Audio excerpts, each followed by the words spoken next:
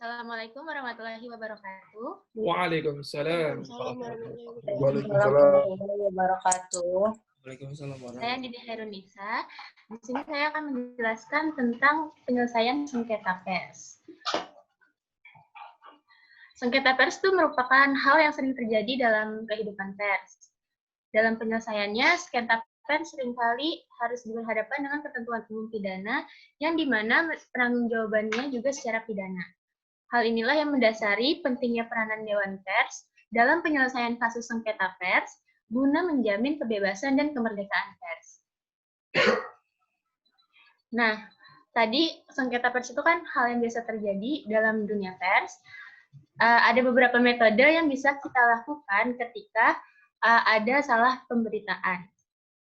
Yang pertama, kita bisa menghubungi wartawan. Langkah pertama yang bisa kita lakukan itu menghubungi wartawan untuk membahas salah pemberitaan yang terjadi. Nah, ketika berhadapan dengan wartawan untuk membahas suatu masalah, sebaiknya kita tuh mendekati wartawan secara sensitif dan diplomatis. Diplomatis itu kan maksudnya bernegosiasi ya.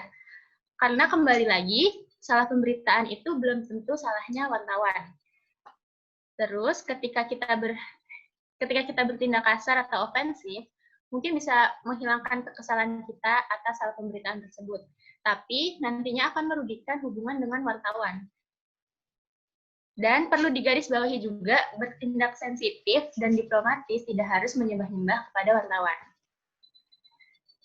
Jadi, dalam berkomunikasi dengan wartawan terkait suatu masalah, kita perlu menyusun sebuah strategi yang tepat. Penggunaan bahasa sangatlah perlu diperhatikan dengan bijaksana dan tetap diplomasi. Berikut contoh menghubungi wartawan bila ada salah pemberitaan.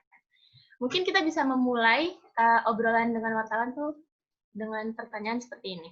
Apakah saya tidak berhasil menjelaskan sebagaimana mestinya? Atau apakah Anda salah mengerti apa yang saya katakan? Mungkin kita bisa mengawali pembicaraan dengan wartawan kayak gitu. Lalu, jika wartawan mengakui bahwa berita itu bertentangan dengan informasi yang Anda berikan, Anda dapat menanyakan apakah ada sesuatu yang dapat dilakukan untuk memperbaiki kesalahan tersebut. Wartawan itu mungkin bersedia membuat berita lanjutan yang berkaitan dengan salah pemberitaan itu. Atau dia mungkin memberitahu Anda untuk menulis surat kepada editor. Nah, lanjut lagi, cara keduanya membuat surat kepada editor atau surat pembaca. Hal kedua yang dapat kita lakukan adalah menulis surat kepada editor media yang bersangkutan dalam bentuk surat pembaca. Nah, tapi meskipun surat pembaca kita nantinya digunakan, sebagian besar audiens yang membaca atau melihat tidak akan tahu artikel aslinya.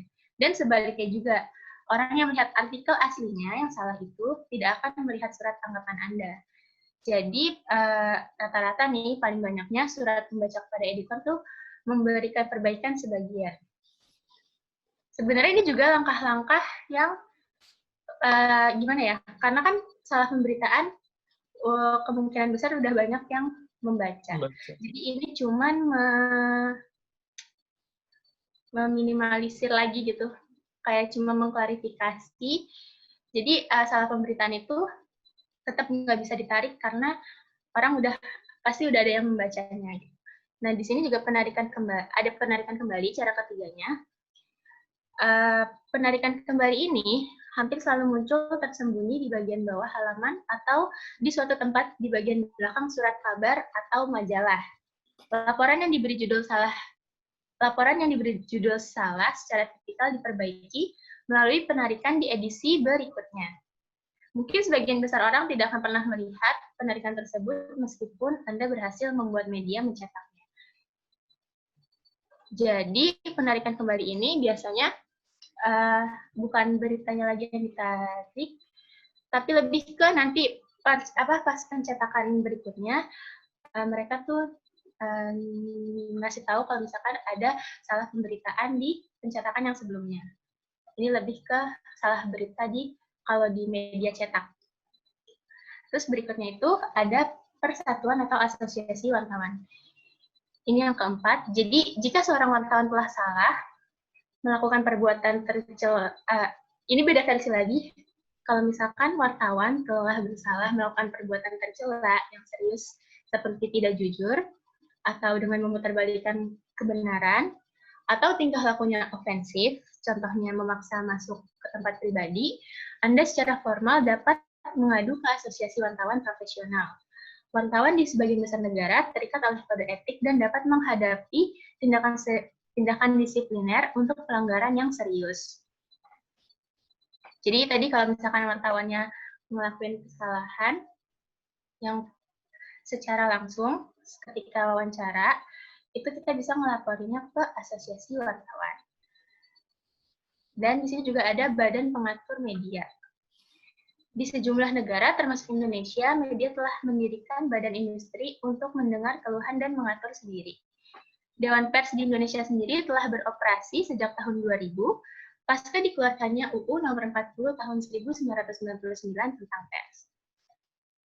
Nah, anggota Dewan Pers di Indonesia itu terdiri dari, pertama, ada wartawan yang dipilih oleh organisasi wartawannya. Yang kedua, pimpinan perusahaan pers yang dipilih oleh organisasi perusahaan pers. Yang ketiga, tokoh masyarakat yang ahli di bidang pers atau komunikasi.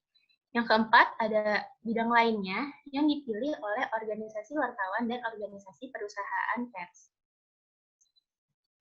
Di sini ada dalam pasal 15 ayat 2 Dewan Pers melaksanakan fungsi-fungsi sebagai berikut. Yang pertama, fungsi Dewan Pers itu melindungi kemerdekaan pers dari campur tangan pihak lain. Yang kedua, melakukan pengkajian untuk pengembangan kehidupan pers. Yang ketiga, menetapkan dan mengawasi pelaksanaan kode etik jurnalistik. Yang keempat, memberikan pertimbangan dan mengupayakan penyelesaian pengaduan masyarakat atas kasus-kasus yang berhubungan dengan pemberitaan pers. Yang kelima, mengembangkan komunikasi antara pers, masyarakat, dan pemerintah. Yang keenam, memfasilitasi organisasi-organisasi pers dalam menyusun peraturan-peraturan di bidang pers